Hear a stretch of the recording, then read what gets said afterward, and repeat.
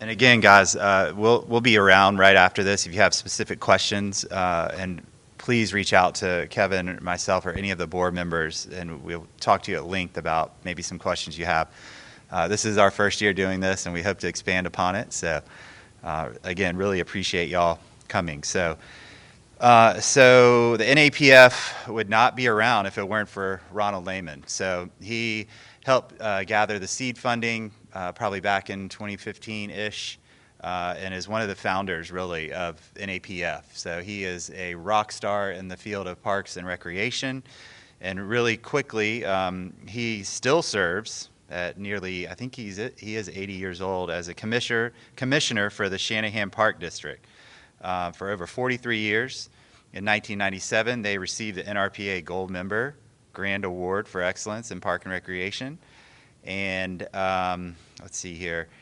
He served as NRPA for over 12 years, serving as the chairman of NRPA for 6 years and trustee for 6 years. So he also served as the president of Illinois Association of Park Districts Board of Directors, with 10 years of service on the board as the chairman of Illinois and Michigan Canal National Heritage Corridor Commission for 5 years. So Ron is awesome. If you never met him, I hope you get to one day. He was so excited to be here, but went on a trip last week. He travels too much probably, and contacted COVID. So he had to stay home, but in true Ron fashion, filmed a video. Hey, good morning. Good morning, all of you. What a day it is here. It's a great day. A day to celebrate the NAPF Award ceremony and for park foundations, and to recognize and take that this is the 10th year that NAPF has been offering service to our park and recreation friends around the country. And I also wanted to express a thank you to Greenfields Outdoor Fitness for sponsoring this event. Yes, the National Association of Park Foundations is celebrating its 10th year of helping park and recreation districts throughout the nation, and help to create actually a beautiful partnership with residents within their district, with the foundation help and membership of the citizens from the community that they're working with. So my congratulations to the staff, past and present, of NAPF, and all the work that they've accomplished to bring us to this 10-year mark since its beginning. Now, when you hear the word anniversary, many people will ask, what, who, when, how, why? So when Matthew asked me if I would speak this morning, he kind of mentioned to me that it would be nice if some people would be wanting to know how the National Association of Park Foundations came together. So I was a part of all of that. Here's the story. Recall, back in the latter part of the 1990s to about 2012, and even now into here, the concept of a healthy life and active lifestyle went viral, all the way from the smallest youth groups up through our wonderful seniors. Park and recreation departments and districts loved it, but they were also scrambling. They had to scramble. They didn't have enough help. They needed money.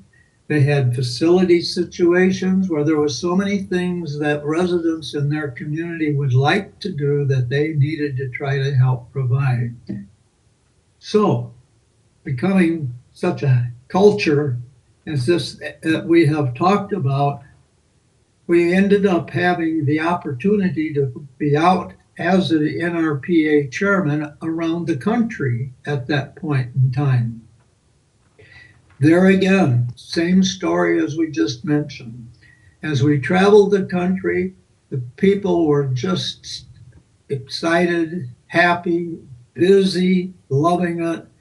And also I saw, besides the happiness, I saw the despair when I talked to some of the executive directors and the leadership of those park foundations, where, boy, well, they could do just so much in their community if they just had the resources and the support to do it.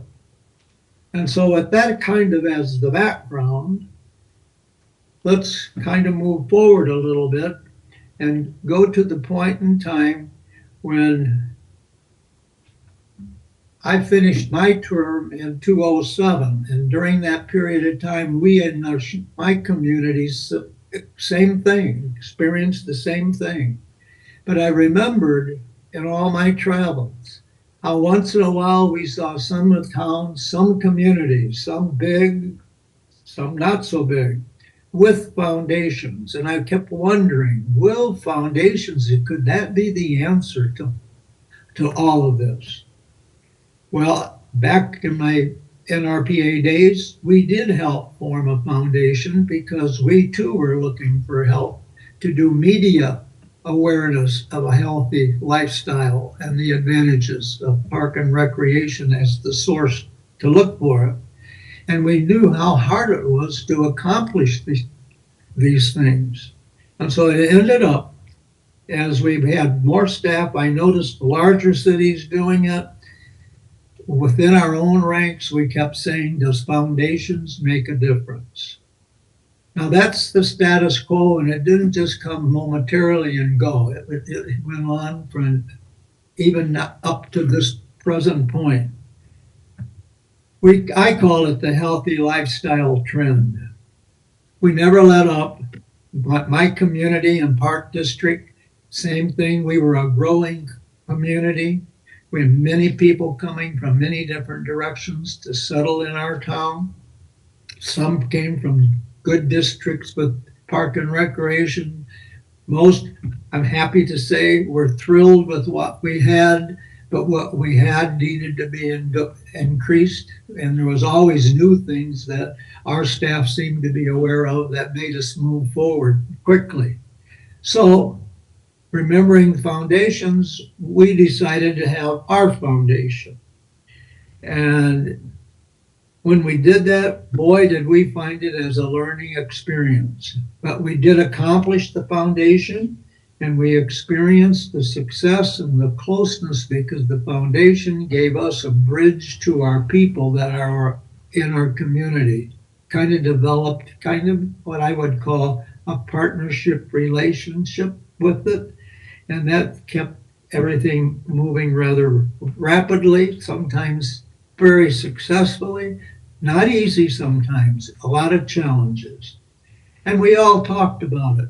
Within the field of park and recreation, everybody knows everybody, and everybody compares notes. And I got a phone call then about, when I don't fact check my dates, but about 2012, from a real good friend of mine in Addison Trail.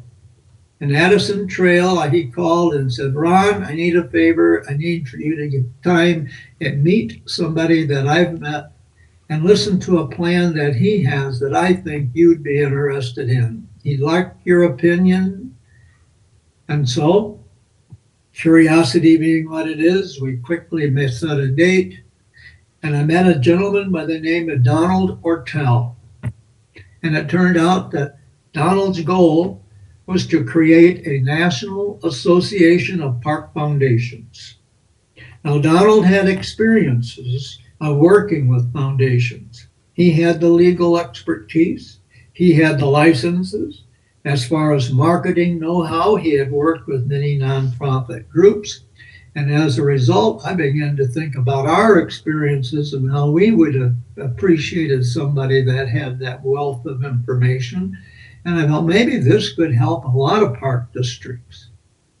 So I called my fellow members of the NRPA Foundation that we had formed back in about the 2010, I think it was before that, probably closer to 28, 29, something like that.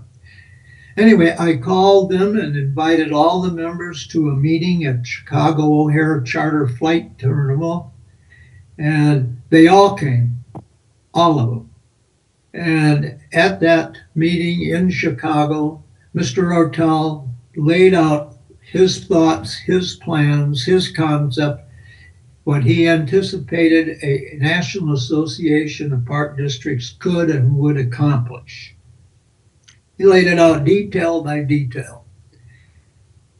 The the NRPA group met that afternoon later in the day and discussed it, and it came out with the decision that they would support this with a $50,000 startup grant, with another $50,000 to be had once NAPF could show that they had so many members by a certain date. So NAPF was born. Now, being born and doing a lot is a lot different. There was a time period there in about the 2010-11 period when everybody was so busy gathering help. Donald had to meet tons of legal requirements as we got into being with selecting board member candidates, work schedules, all of these things were taken care of, but it didn't go quickly. It takes time. NAPF was born, but it wasn't really until about early 2014, 10 years ago, that NRPA began to deliver services to the park and recreation community.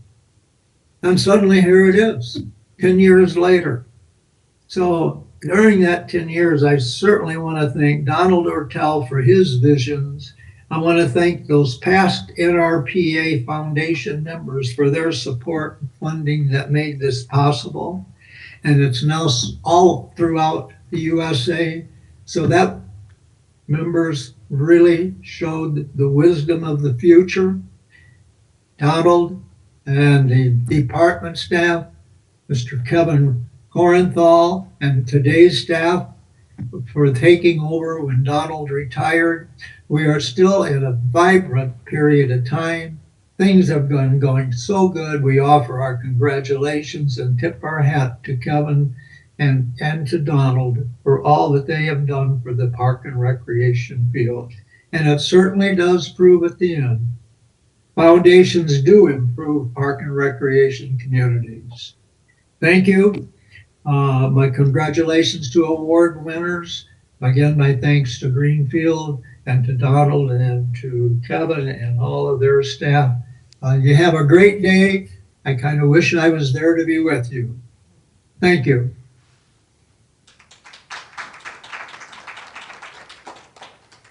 I actually did wait to listen to that so that I could have it fresh, just like you guys did. And I really appreciate the fact that Ron is able to catch us up to date on where NAPF started. And obviously, we've been talking more about where we're going.